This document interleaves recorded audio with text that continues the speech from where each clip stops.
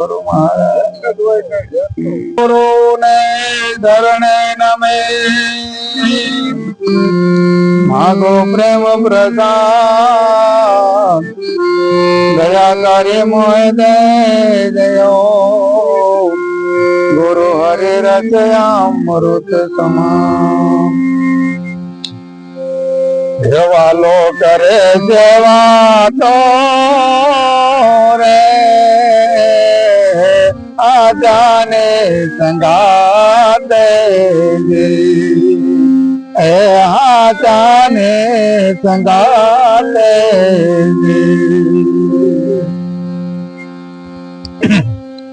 પ્રગટ છે પેરેલો ખાતો રાજ દરિયા તેરા જોડાતો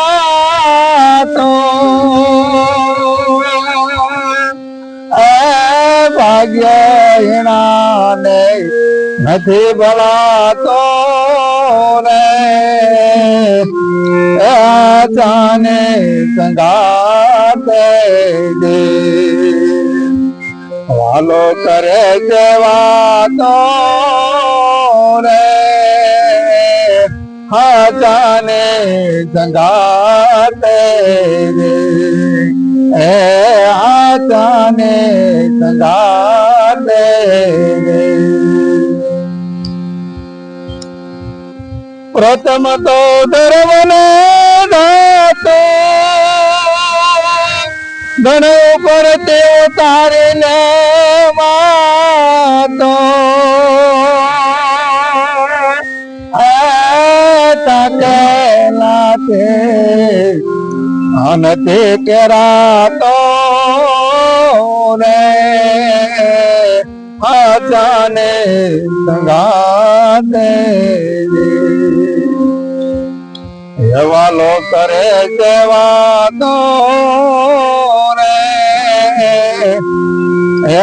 જાને સંગાતે સવારામ બાપુ નું ભજન છે. સવારામ બાપુ નું ભજન છે. સવારામ બાપુ છે વાલો કરે છે વાતું ખાસાની સંગાય છે. હા પ્રગટ છે પીરું નું ખાતું અને જોવું હોય તો રણુજા જાતું. સવારામ બાપુ એ કીધું કે જહાજ એને રાખ્યું છે દરિયેથી જાતું.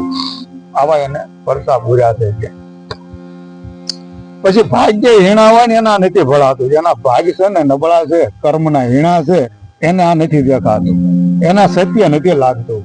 કારણ કે એને પુરાવો આપ્યો છે કે ભાઈ જો પ્રગટ છે પીરું નું ખાતું અને એને જહાજ દરિયાથી રાખ્યું જાતું. જયારે બે ભાઈ હરભુજી ને રામદેવજી બે ચોપાટી રમતા અને પાણીયા જે દરિયાની અંદર પોકાર કર્યો અને રામદેવજી મહારાજે લાંબો હાથ કર્યો આમ ચોપાટી રમતા રમતા અને હાથમાંથી શંખલા કર્યા એટલે હરભુજીએ પૂછ્યું એના માઈ સાહેબ ભાઈ સોપાઈ રમતા ગઈ ભાઈ કે તમારા હાથમાંથી શંખલા કર્યા, તમારી બાઈ પલ્લી ગઈ, મને તમે કયો કોણ છો? ત્યાં લગન ખબર નહોતી. પછી એને કીધું ભાઈ હું રામદેવ છું, પરમહંસ છું અને હું સત્ય ધર્મની સ્થાપના કરવા માટે આવ્યો છું, તું કોઈ કહેતો નહીં. આવા પરસા પૂર્યા. એટલે સવારામ બાપુ કીધું ભાઈ પ્રગટ છે પીરું નું ખાતું, પણ એને જોવું હોય તો તું વિશ્વાસ ભરો હો શ્રદ્ધા હોય તો આ બધું બની શકે છે એમ. એટલે સવારામ બાપુ એ કરી લીધું અને ભાગ હીણા હોય એમ નથી દેખાતું. જેને વધારે જ્ઞાન થઈ ગયું એને હજન માં દેખાયો. હા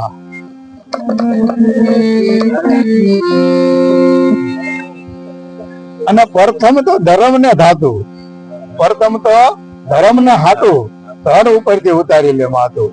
એના એક શું ધર્મ છે બતાવવા માટે ધર ઉપરથી ઉતારી લે માથું કે આ થાકેલાથી નથી ઠેરાતું, આ જેવા તેવાથી સમજાતું નથી. પછી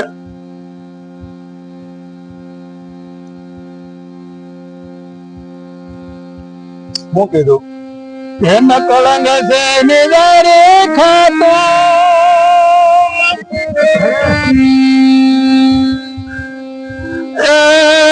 ત્યાં મળે મુક્તિ ને દાતો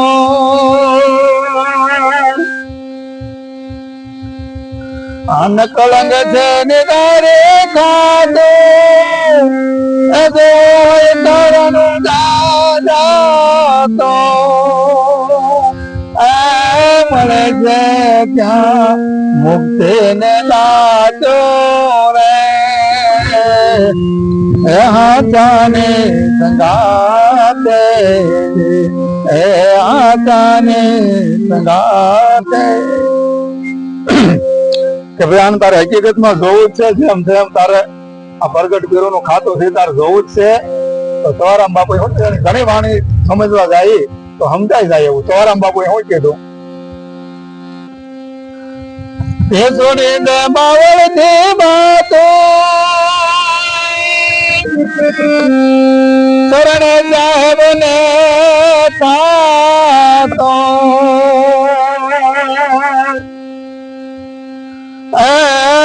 કાશે સવો કે પછી બેન થી દેખાતો રે એ હાચાને સંગાતે રે આમ વાલો કરે જેવાતો રે એ હાચાને સંગાતે રે સોરામ બાપુએ શું કીધું કે સોડે તે બાવળ થી બાતું બાવળ એટલે માયા ભ્રમણા આ જે ભ્રમણા છે એ ભ્રમણા થી તું જે બાથ ભરીને ઉભો છો ભ્રમણા ની અંદર જે ફસાણો છો એ ભ્રમણા થી તું દૂર થઈ જા છોડી જા બાવળ થી બાતું શરણે સાહેબ ને થાતું આ ભ્રમણા છે એનાથી મૂકી દે આ ભ્રમણા મૂકી દે તો સાહેબ ના શરણે થઈ ગયેલો જ છે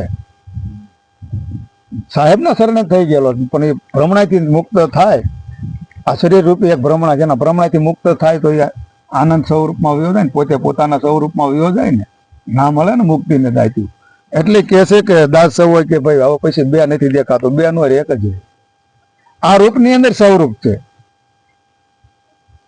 સંતો મહાપુરુષોએ જે આપણને કઈ સમજાવ્યું છે આ રૂપ ની અંદર સ્વરૂપ છે એને સમજાવ્યું તો એ રૂપ ની અંદર જે સ્વરૂપ છે ત્યાં તમારે જવું છે ના તમારે જવું છે તો બધા સંતોનો મત છે બધા સંતોનો મત શું છે કે શ્વાસાની ગતિ ઉભા રહી જાવ ભાઈ તમે શ્વાસાનું ભજન કરો શ્વાસાનું ભજન કરશો તો તમને ખ્યાલ આવે છે કે આ રૂપની અંદર સ્વરૂપ કેવું છે બરાબર ભજન કર્યા વગર નહીં તો એ નથી ખબર પડવાની તો ભજન નો કર્યું હોય અને પછી આપણે જ્ઞાન લઈને બાટવા નીકળી જાય ભજન તો આપણે કર્યું નહીં અનુભવ નથી પછી આપણે એક સાંભળેલું છે અથવા કોઈને એક કહાની બનાવેલી છે કહાની લઈને આપણે જ્ઞાન લઈ લઈએ અથવા કોકને આપીએ તો એનો અર્થ બે માં જે કઈ માટે નથી રહેતો એના માટે નથી રહેતો અને ઓલા માટે નથી રહેતો જો સવારામ બાપુ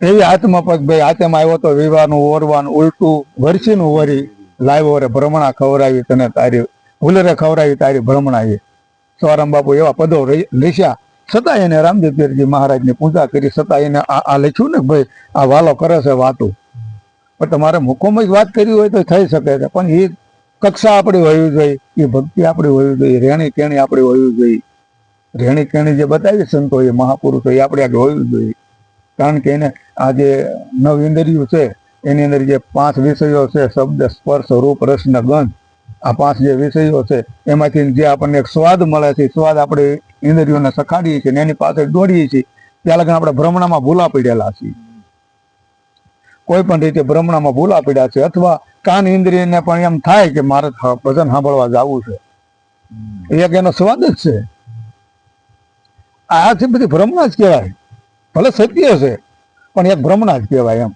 કે ભાઈ મારે સત્ય સાંભળવા જવું છે જે બી ઇન્દ્રિયને ક્યાંક મારે સ્વાદિષ્ટ ખાવું છે આ બધી ઇન્દ્રિયો છે આ બધી ઇન્દ્રિયો જે છે એમાંથી મુક્તિ મેળવવાની છે એમાંથી મુક્તિ મળે તો આપણે શ્વાસની ગતિ ઉભા રહીએ તો ગુરુએ આપ્યું એ ભજન કરીએ છીએ કારણ કે નહીતર ભજન નથી થતું શ્વાસાનું ભજન કરીએ તો આપણા રૂપની અંદર સ્વરૂપ છે એ સ્વરૂપનું ભાન થાય તો આપણને સ્ટેજ પછી સ્ટેજ મળે આપણને નહીતર કાંઈ થતું નથી ખાલી વાતો કરીએ ન થાય ને એમ એટલે કહે છે કે ભાઈ વાલો કરે છે વાતું રે સાસાની સંગાય દે બાવળથી છોડી દે બાતું અને સાહેબને શરણે થતું કેમ કે શરણ એટલે આપણે રાજુ બાપુ આપણને કહેતા કે ભાઈ ગુરુનું મુખ ભાળ્યું છે. ગુરુનું મુખ કહેવાય કોને કે ભાઈ આ કઈ ગુરુ દક્ષિણા આપે ને કઈ આપણને સમજાવી રહ્યા છે કે ભાઈ આ તારું માથું લાય, કે ભ્રમણા રૂપી છે માથું લાય, અહંકાર રૂપી તારું માથું છે મને આપી દે, અને પાછું સમજાવીને પાછું એ માથું તમને આપી દીધું એમ કહી દે. એવું તો નથી, એવું તો કાંઈ છે નહીં. માથું અહંકાર રૂપી છે, માથું આ ભ્રમણા રૂપી છે, અહંકાર રૂપી છે. આ મસ્તક ઉતારવાની વાત કરી છે, આ મસ્તકને સમજવાની વાત કરી છે. એમ આપણને રાજુ બાપુ સમજાવતા હતા કે ભાઈ જે ભ્રમણા છે, ભ્રાંતિ છે, જે છે તમે તમારા સ્વાચાની ગતિએ બરાબર ઉભા રહ્યો. તમારા સ્વાચાની ગતિએ ઉભા રહ્યો તો તમને તમારા સ્વરૂપનું ભાન થાય છે.